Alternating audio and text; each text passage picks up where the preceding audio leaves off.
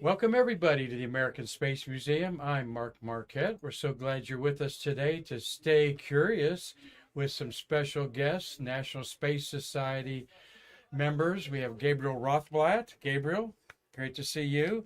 And Jennifer Muntz. All right. Nice to see you. But we put Jennifer down as the administrator.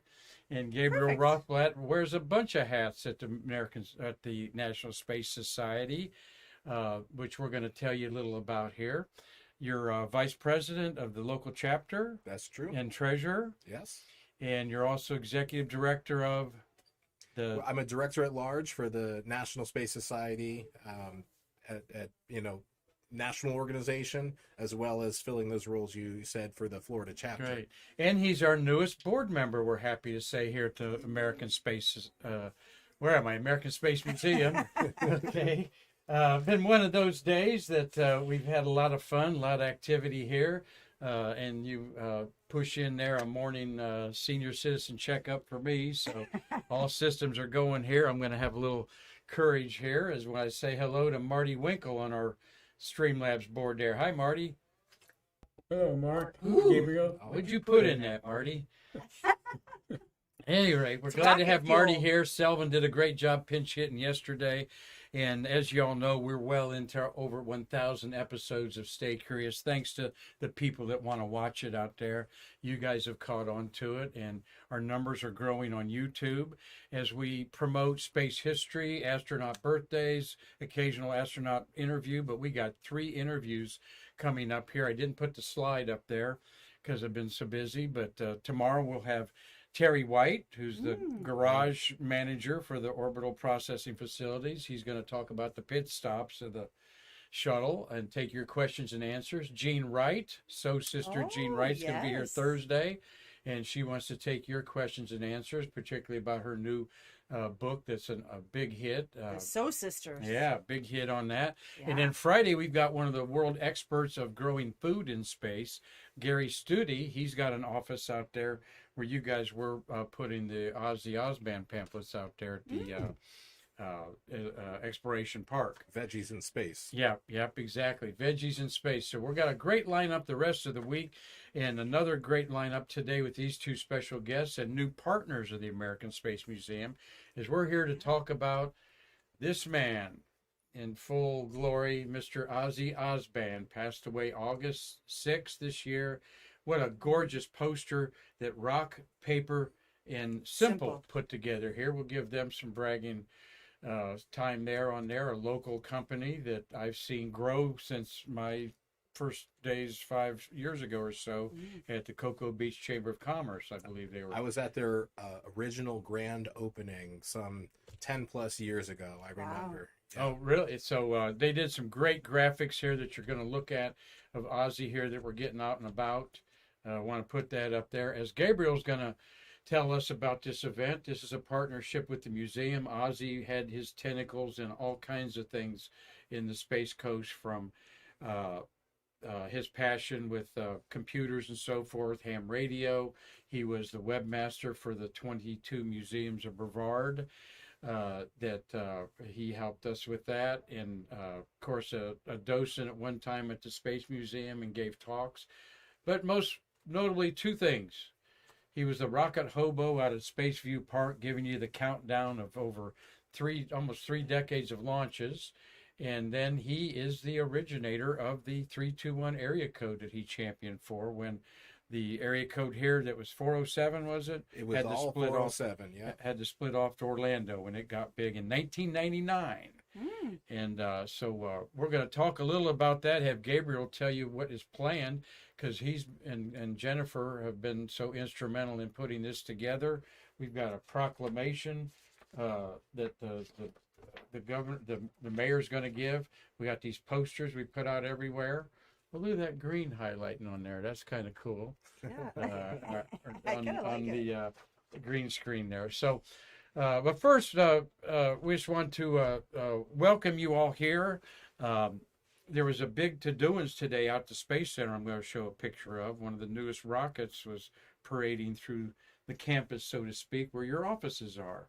So, Jennifer, tell us a little bit about National Space Society now being out of Kennedy Space Center, and what you hope to do. I've got some slides of your Sure.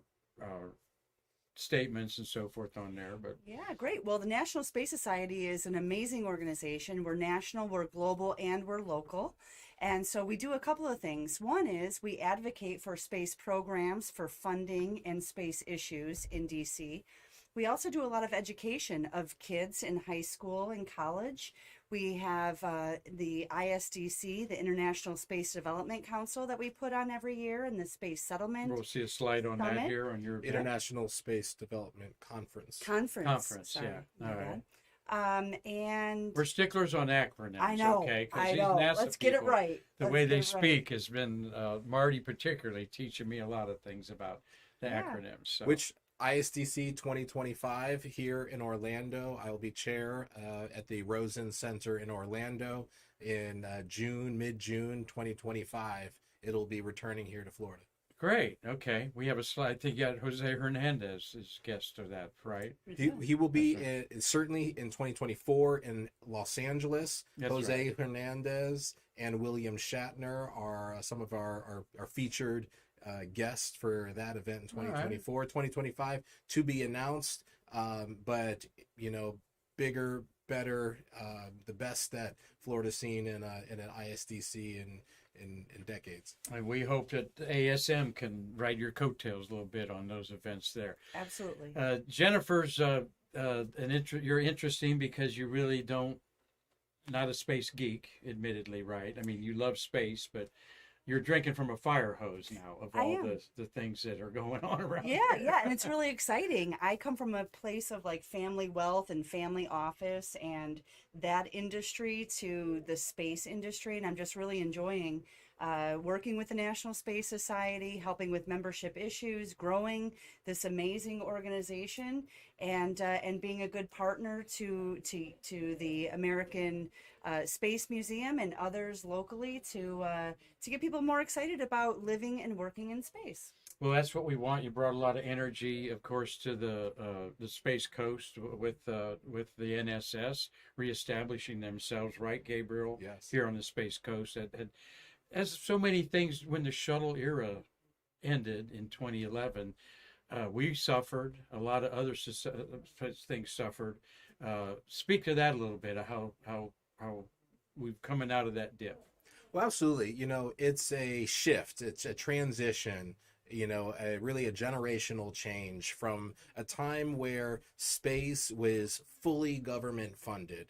NASA, commissions, had the space shuttle, Apollo, all these things. And that all came to an end. And we were lost for some time in there. But in the last 10 years, we have successfully pivoted to a model which better represents our economic systems, a commercial-based space program, where the government is still going to space, but they're doing so as a paying client, just like everyone else is on commercial craft.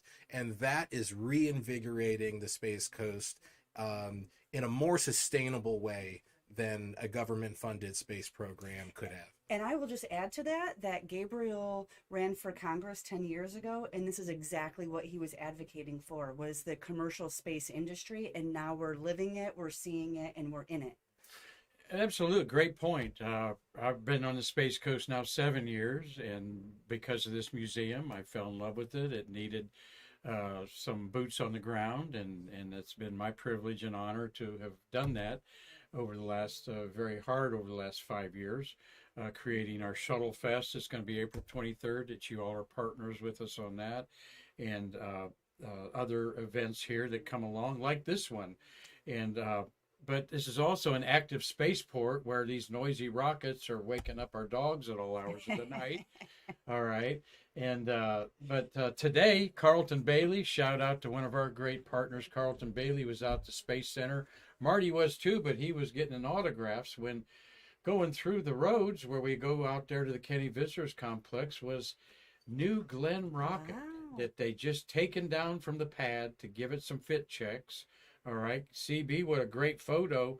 We were all wondering what they were building this 4-lane highway for around the Space Center where you yeah. guys have your office. And this is part of it, is to get these rockets from the campus of Blue Origin across from Kennedy Space Center Visitors Complex out to pad 36.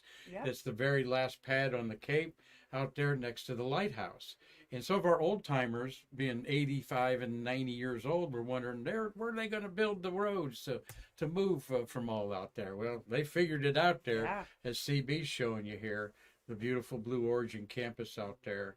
Awesome. Marty, I've driven out there now since I put feet on the ground here in Brevard County, and that was nothing but just your typical Florida wasteland of shrubs and stuff. And it's just unbelievable, isn't it, to see what's going on out there? It is. It is. What Blue Origin has built in just a few years is exceptional in and of itself, not even just for the rockets, but the infrastructure that they have put in place is I've done a lot in real estate and construction. Very impressive what they have been able to do on reclaimed, essentially swampland Yeah. Right. to build state-of-the-art, future manufacturing. And when you drive through there now and you see that bay door open with the new Glen stacks right there, right at the entrance to KSC, it you feel it, the reality of this opportunity, I think, just really sets home.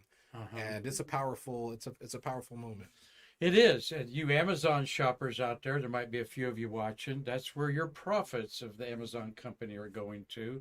Jeff Bezos owns Blue Origin, and he makes no bones about it. In fact, he was in a high school graduation speech of the valedictorian, and he said that he was going to build a company for the sole purpose to build rockets to go Earth orbit. And the man's vision is just from 18 years old to whatever he is now in his 40s. It's just unbelievable. I'm glad you brought that up because we were having this conversation, I think, last night. There is a lot of projection that billionaires are frivolous and that they have all this money and they have so much money that they're building space rockets. That's not really how this came to be. These are people who were motivated to go to space from a young age. They made these billions as part of their vision of how to get to space. All of these other things, Amazon, Tesla, those were all means to an end. Yeah. They were always going to space. They didn't get rich and then waste money. Right. They had a Purposeful. they had a purpose, and they created industry in order to get there. And that was the vision of Gerard O'Neill and the High Frontier and the settlement of space, that it was never going to happen. It could never happen through government-funded activity. It needed private industry and investment in order to create that. And that's where we are here today. Yeah. It's amazing. Gerard O'Neill, to tell people who he was. Yeah, so Gerard O'Neill was a physicist and in the day of his time, the 70s, more popular than Carl Sagan is. But Carl Sagan's Cosmos has given him a longer legacy. So we're more familiar with Carl Sagan. But in the day and time, in the 60s, 70s, 80s, Gerard O'Neill was, the Neil deGrasse Tyson, and Elon Musk, and all in one. He really was the orator for the vision of settlement in space. The L5 Society came out of his vision of occupying the Lagrange points in space, which are where there's gravity neutral eddies in space, where you don't need power to move around. This is where the James Webb Telescope is located, in one of these places. He had this vision to go settle these places, and it inspired an entire movement. That movement, eventually, the L5 Society matured, became the National Space Society with the merger with the National Space Institute. And next year, 2025, is the 50th anniversary of the L5 Society, which is, again, a really exciting moment. Yeah. Well said, Gabriel. I'm inspired by people like Gabriel and Jennifer that are bringing new energy to the Space Coast. There's a lot of y'all out there doing it, and we love promoting that here on Stay Curious. Just one little side note before we talk a little more quickly about NSS and then get into our celebration of Ozzie Osband on 321 Day, is this rocket This rocket is a Saturn V class rocket. It's over 300 feet tall. They don't have the second stage on it there. Or when you see the back side of it, I mean, look at that. Just gorgeous shot there, Carlton. The blue skies of Florida. But this is a huge rocket. They don't have the engines on it when they put it out there. And this is a serious business. It's the widest rocket ever built, 18 feet in diameter. The payload already has 4 times the volume of anything ever flown, including spy satellites. So Musk is thinking big, and he's thinking pharmaceutical companies taking a module up to space. He's thinking taking a vacation up there. Maybe my grandkids will go up there on vacation at the Bezos Hilton someday. And these facilities, as you drive by them, you can't see inside of them, but they're going to build these facilities there, and a space station called Blue Reef, I think, is what he wants to call his space station. So just fabulous that Jeff Bezos does not have to do this. He could have spent his billions on whatever he wants. Okay, same way with Elon Musk.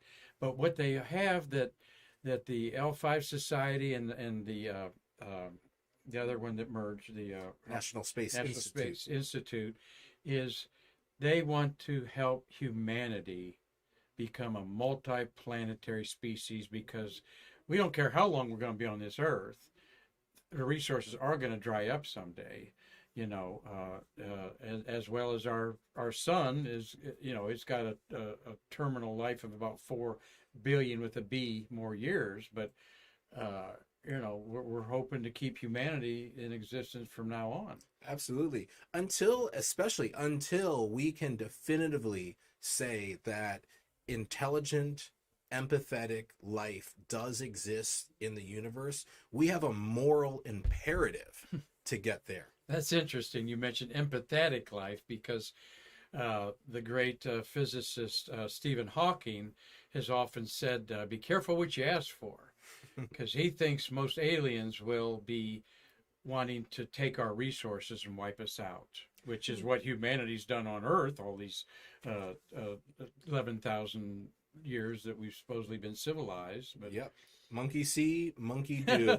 And, I'm just completing the 3-body problem, an incredible sci-fi, modern sci-fi written by a Chinese author. And, I don't want to give it a spoiler alert, but it touches on this. It really does a great job of illustrating the potential reality of life in the universe and the conflict that might come out of that. So highly recommend the 3-body problem for any space Who's the geeks author out of there. that 3-body problem? It's a Chinese name. I'll butcher it. Starts Okay. with a C. Ends with a U. Yep. All right. Well, we want to brag a little more about the National Space Society, our wonderful new partners, as we're out there always trying to build a bridge to people who are going to, like mind, think about us. And your colleague Bert Dick is certainly a well-known figure of National Space Society, as your subscription manager of your wonderful magazine that I didn't bring a copy of. Yeah, I do. There's Ad Astra right there. The Ad Astra magazine. That's the older version, but there are some newer versions. I'm out catching there. up on. Look at that back, and look at the back on that too. That's what it's about: spacefaring civilization, living in space. Yeah. And Bert Dick, director of membership for National Space Society, and an all-around just stellar guy. Mm-hmm. Well known. Everybody that I know, like Tommy Usiak and Chris Calley, artists that have met him, just kudos to him. He did an outstanding program about his kind of biopic of him on there, and he wrote an article about Apollo 11 that Buzz Aldrin said was the best thing he's ever read about it. Oh, wow. And that's Awesome. that's still waiting for me to read, Bert. I don't have much time to read anything but the teletype in front of me of what's coming down the pike. But Bert put together with your team a program that's going to happen Thursday. The National Space. I got this invitation today to your.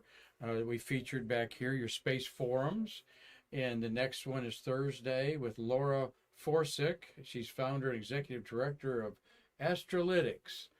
So whatever that is, do you know much about this young I lady? I do. So this is wonderful. I love the synchronicity, particularly when it comes in the space forms.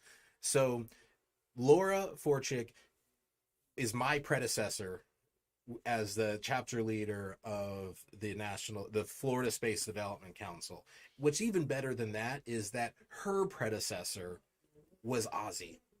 Oh, is that right? Yes, and Okay. so the current iteration of the local chapter of the National Space Society, the Florida chapter, began the Canaveral Space Society, Florida, which became the Florida chapter of Space Society. Was Ozzie and a couple other people who would come out here to Spaceview Park and give out ad astras to tourists and who were coming to see the launch. So that was the current iteration of our chapter. And then when Laura took over, I believe it was 2013, she was the one who changed the name from NSS Florida to Florida Space Development Council. And then I came in behind her and have, holding this light that both Laura and Ozzie, were essentially passed to myself, Jennifer, and Hannah. And so there's just, it reinforces how small this world is, right? That does, but the passionate people seem the cream comes to the top as the leaders of this. But we're looking forward to this. I've participated in these before. I didn't answer your question, Yeah. which is what is Astrolytica? Yeah. And that is Laura's consulting firm where she has synthesized all of her experience and connection and knowledge in the space industry and is helping others advance their careers, helping businesses advance their direction in how to engage in the space industry. So it's an honor to be associated, and just not only that, I mean, is she so incredible in many ways? She's 5 children, and she's doing this and being a mother of 5 children. Wow. So it is an incredible, That hats, is, yes, hats Laura. off to Laura. I'll be taking part of that. I didn't put how you out there can take part of that. What's the link to go to for this event Thursday? Yeah, well, you want to National go to Space Society website and then click on Space Forums. Okay. Yes, nss.org, and then everything will be available. And if you're a to member them. of NSS, you got the email from Bert yesterday. Right. About But this is, you can also attend if you're not a member. Right. So if you go to the website and then you search for the Space Forums, you'll see the list of programs coming up, and you can always join any program you'd like. Yeah, I believe it will be streaming just like this live on YouTube. So if you look for the National Space Society channel, should be available there. Great. And we're working with Bert to do a combined membership with the American Space Museum and NSS, an introductory offer. And we hope to be putting that together here in the next month or so, probably after Shuttle Fest, as I get a little bit busy this time of year here. But there's your mission, as you mentioned, to promote social, economic, technological, and political change in order to expand our civilization off of Earth. This has always been the vision, whereas a lot of companies are just thinking about low Earth orbit, or LEO, as we've all come to call it.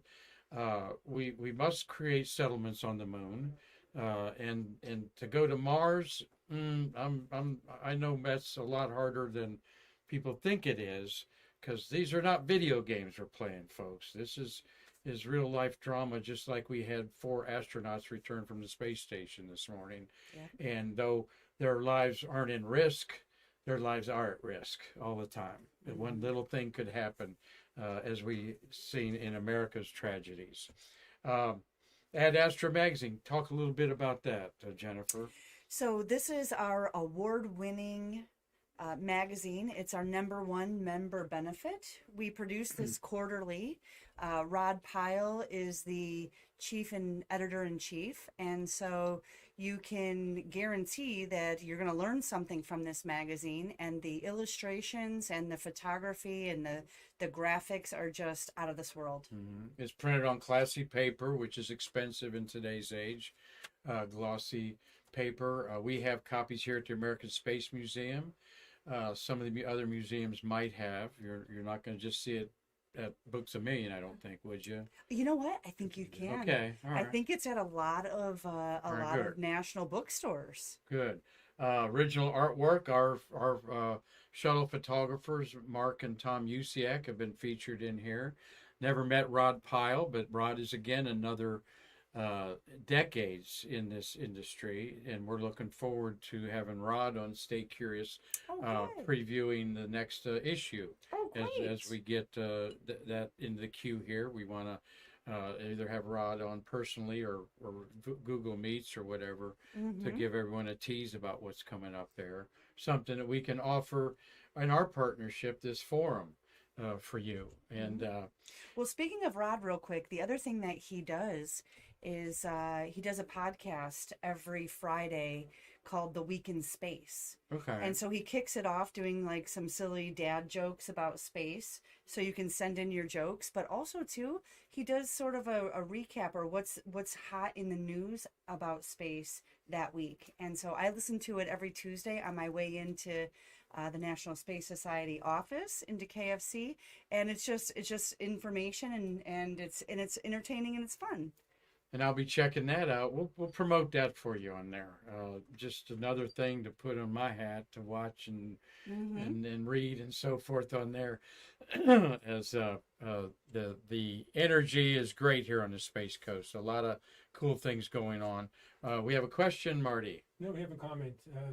Mark Usiak is saying Ad Astra is for sale at his local Barnes & Noble here in Lancaster, Pennsylvania. Well, if it's in Lancaster, Pennsylvania, It's got to be here. It's got to be everywhere else. Okay. So great. Thank you, Mark, for sharing that with us on there. And we know that you're enjoying this program with our space friends here. Let's just brag a little bit about what's going to happen at these conferences that you have once a year there, Gabriel. Yeah, these conferences are packed full of activity.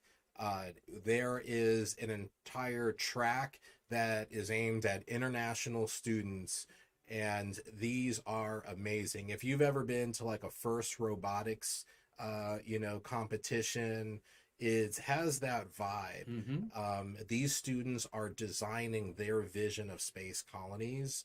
There are debate competitions for some of the high school and college kids. So they are coming in here and performing policy debates on space issues. And I mean, they're just incredibly fascinating. These kids are inspiring. They're super intelligent. Just a lot of education, of energy around that. Then there are many tracks from space solar power to business plan competitions. I preside over the Martine Rothblatt business plan settlement in our lifetime competition. So there's there's two or more actually business plan competitions. This one specifically is about getting human settlement within our lifetime. And named after a family member. Named after my father, Martine Rothblatt. And one of last year's winner of last year's was Ben of LifeShip, and LifeShip was on this moon lander that landed on February 22nd. Yeah. And so already this was our third year, and our winner in year 3 already landed on the moon. So just incredible progress, and we are looking forward to what 2024 and beyond is going to bring. But there are, astronaut panels, biomedical panels, technical policy, sociology, all of it is going on there. And so highly encourage anyone who is able to attend. Many of these proceedings do get also posted online, but the International Space Development Conference is we're not just talking about putting satellites in space. Putting satellites in space also means putting people in space. This is a conference that really gets where, to the base of humanity, the human issues in space. No one discusses in depth like this conference does. Out there in Los Angeles, Doug Forrest might be. I think Doug Forrest is doing some artwork out there. Our artist that watches the show, Jose Hernandez, we're blocking Jose there a little bit. Marty, why don't you tell the fans what we got cooking with Jose? Well, sometime in July or August, he's going to do a wine tasting, wine bottle signing, DVD signing, and book signing for us. I have a little bit to add.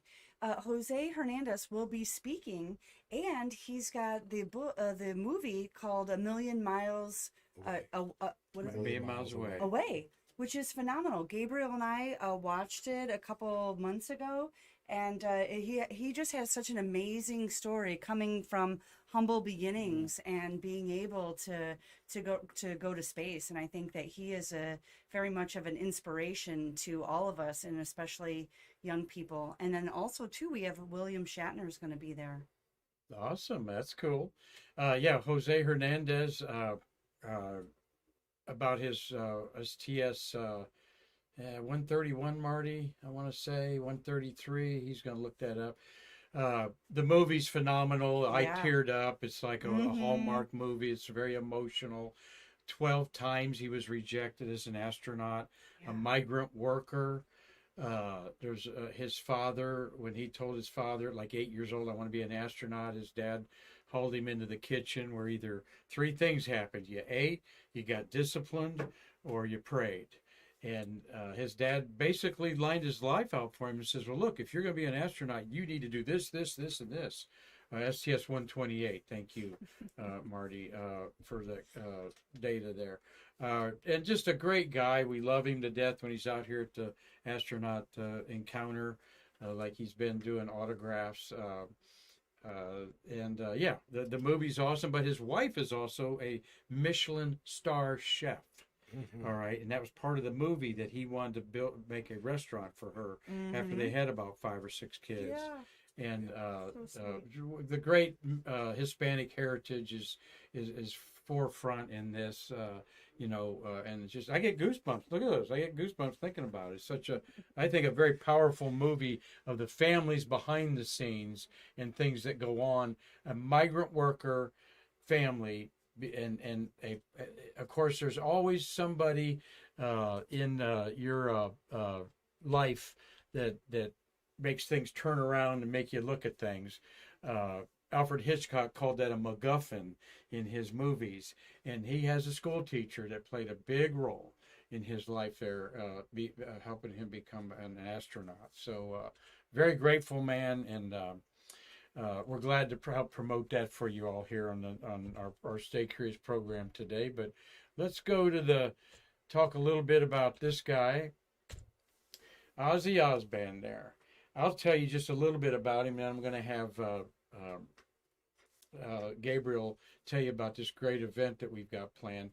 There he is with his Yuri's Night shirt on, about when I met him about 6 years ago, and found out that he was the area code 321 Godfather. And I said, well, sit there and give me a picture with the phone in your ear there. And so Ozzie's born in Rochester, New York area. He's got a brother, Steve, up there, who, when I send Steve this poster today, he'll probably flip out seeing that.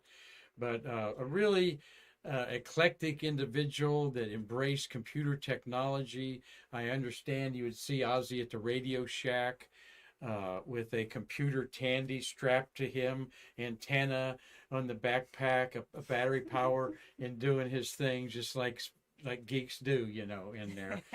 Very involved with the ham radio community. There again is this beautiful poster that we have here that honoring the legacy of him, the icon of Spaceview Park, and the father of the 321 area code. He would go out to Spaceview Park. By the way, we had a wonderful love from the Florida Today on a great story there that, I want to think of the lady, Brooke Edwards. Thank you, Brooke Edwards did a great job there. Another writer, the new writer for them there, did a great job on there, and I took a lot of pictures of Ozzie at Spaceview Park. This is my favorite one. It is mine too. The serenity on this man's face, seeing his 287th launch or some crazy number like that, just enjoying it like everybody else. Never had a camera to take a picture, I asked him about this. He says, Mark, I just want to enjoy the launch and remember it that way. And he taught me that, about something about that.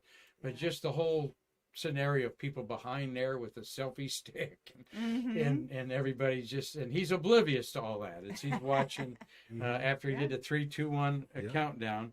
I've said many times that Ozzie was he would never get it right, Marty. Very rarely would he have it right. Marty knows because he lived on the condos beside there. You'd hear him go, everyone's counting down and it goes off at 5. Or they reach 0 and it hasn't gone off yet. And then it goes off 2 or 3 seconds later. Because it's hard to time it because you don't know who exactly to listen to because everything's delayed in communications naturally. But it was always fun to see him when it didn't go off and he would yell scrub, and then he grabbed that coffee can and go out there and gather tips up there. God bless you. He died August 6th, and a couple days later we had the next rocket launch, and I put together this streak shop from my neighborhood in Port St. Orange with his rocket hobo patch there that he would sell for $5 a piece.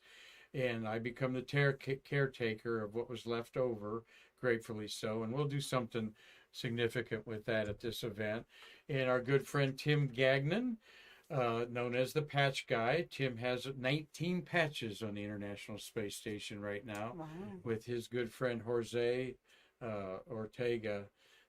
Does these with him, some of them. But he created this patch for us to monetize any way we want, creating the hobos with a Z for Ozzie there in the end there, and a great caricature, just like the poster is. And there he is, the last year of his life. He died at age 72, peacefully in his chair at home of probably a heart situation there. But Ozzie is, I went out putting our A-frame advertisement at Spaceview Park the other day up there, and heard somebody yell at me, hey, and I turn around and he says, we miss Ozzie. We've come out here a lot. Because I say, if you were from I've said this many times, if you're from, like I said, Erie, Pennsylvania, or wherever, Lancaster, Pennsylvania, let's say, and this is the only launch you're ever going to see with your family, you're going to remember that launch, and you're going to remember Ozzie, the character out there that was doing the countdown on his chair with his green Gopher liftoff shirt and all. But exactly, and that's why we want to remember him. Yeah. Right, we want to remember him on 3-2-1 day, and so we're putting together this amazing event. We have great partners like the American Space Museum, and what we just learned today is that there's a SpaceX launch, Dragon capsule launch, scheduled on 3-2-1 day at 4:54.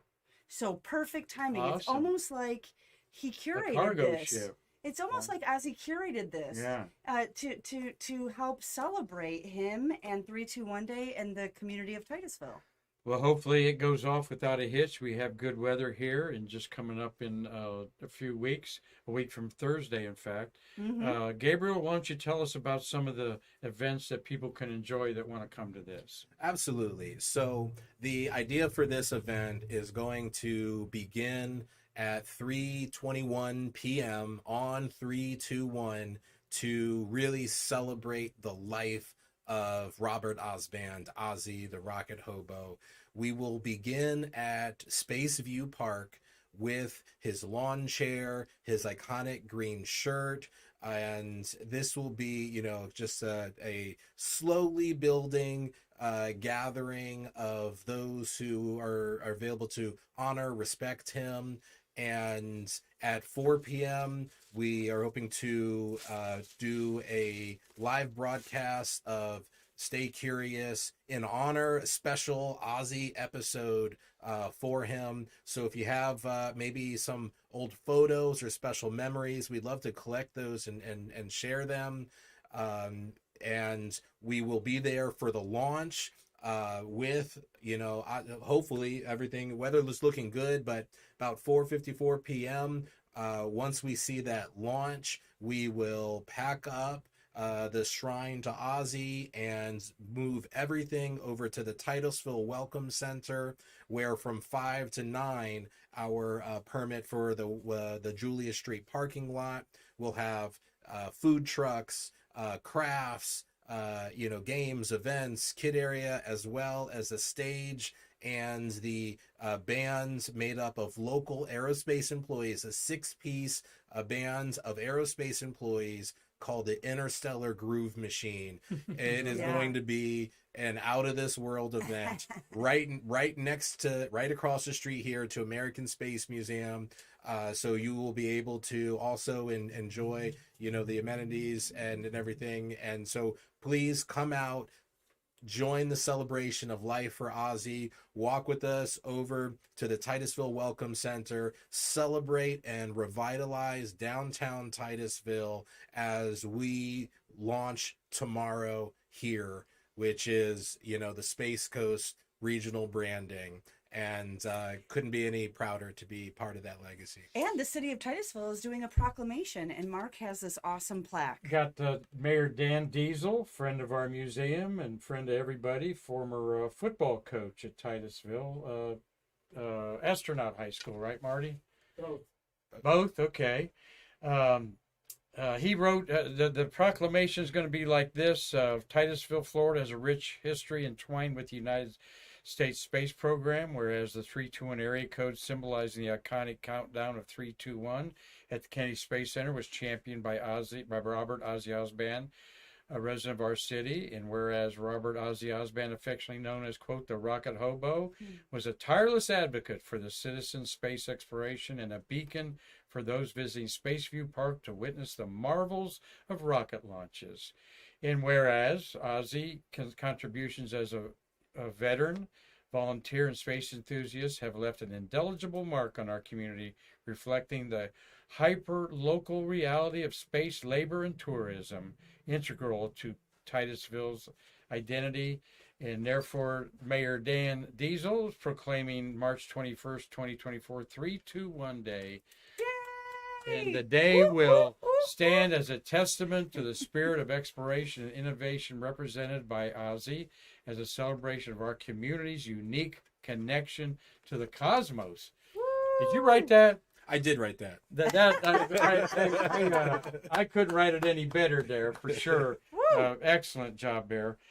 We all get along great with these folks here, as me being a journalist and photographer and all that myself. Just love what you guys have put together here. So, Mayor Diesel, thank you for being there.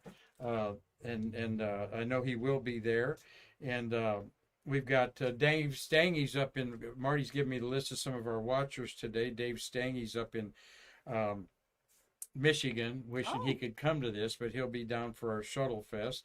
Carlton Bailey, thank you for your photos that going out to Space Center today. I think he went out and saw the, who's the astronaut du jour today, Marty? It's Tony Antonelli. Anthony Antonelli there. Great guy. He actually looked through my telescope. Not Anthony. I know, Tony. He's officially, that's what it says on his birth certificate, Marty. No, it doesn't? I think it's Dominic, something like that. I'll check it. Dominic Anthony. Yeah. Very good. All right. Keep me in line there, Marty. Mark Usiak knows you do. He's watching. Steve Jokums is at our Lake County Spaceport on the shores of Lake Michigan. Ooh. Up there in Illinois. A great guy and a good a financial contributor to Stay Curious. Tommy Usiak's watching. Gary Gerald is he's about to harvest some Vidalia onions, I think, up there in Collins, Georgia. And he's brought us a whole case of them one time. That's what he does. That's cool. My daughter, Jessica, thank you for watching with my grandbabies, McKinley and Macy. Doug Forrest, Dougie, I think you're going to be at the National Space Society event there. And Clyde Lewis. Y'all know Clyde? Well, he's one of our new Stay Curious watchers there, and we thank you, Clyde, for chiming in there. Can I make a statement here? Of course. In that if you love this podcast, Stay Curious, and you love what we're doing with 321 Day, by all means, feel free to make a donation to the National Space Society or the American Space Museum, because we are in need of doing more and better work and having a greater impact. And so if you feel the inspiration that we feel, by all means, give a donation.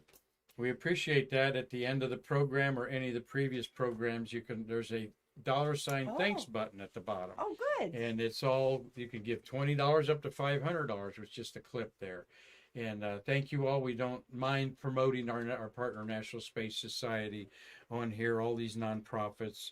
You know, there's 4,000 nonprofits in our county Wow. that need 7B with $1 billion a year, and their assets are only like 3 billion. I looked this up according to, whatever I looked up. Am I right? You're nodding. That you're right. Absolutely, yeah. The numbers certainly have changed since the last time I've heard them, but I understood 35% of the local economy is nonprofit organizations. And here in Paradise of Florida, but you got Susie's hot yoga on there, as well as one of our soft spots, the Brevard Humane Society, and so forth. Well, let's give a quick little plug here. We skipped over something. Jennifer, one of the hats that she's wearing, not this hat, but a different hat, is that Jennifer is also a board member of Brevard Family Partnership. And, with her involvement there and Phil's incredible leadership, Brevard Family Partnership has done such a great job that they have been awarded a multi-county, 3-4 other counties, including Brevard, that are now going to come under the Brevard Family Partnership's umbrella to administer foster care. And it's a foster care organization and adoption for the whole county, and now 4 other counties. So we're doing such great work here with kids that the state has increased our footprint so that we can help other counties reunite families and be more proactive so that families don't come into the foster care system. And so, just Phil, the executive director, is doing amazing work. So, well, it makes me want to research what astronauts were adopted. Yeah, there is. I would have to say that there has to. I'd be surprised if there wasn't 1 or 2 out of our 350 American astronauts. I think there was. Yeah, I what I recall was that none of them who have been to space were adopted, but some of them have become adoptive parents. Oh, okay. There's one in particular who adopts teenagers who are graduating out of the foster care system, and so he adopts young adults. We need to figure out who that is. Yeah, I think I know one, but I'm not going to mention it off the cuff because they probably want to be anonymous anyway about that. That's true. But no, that's just amazing. That's awesome, Jennifer. Thank you for pointing that out there. Most of these people that we meet on the Space Coast involved in space, I consider Renaissance people because they're involved in other things like me astronomy and other things like that. But Ozzie, he was everywhere. Yeah, he was. He was. We went to the library. He volunteered at the library. Oh yeah, the library. In fact, I got something from the library. I think an email. You guys posted some things over there. From Andrea. Yeah. So we went and dropped off some material there.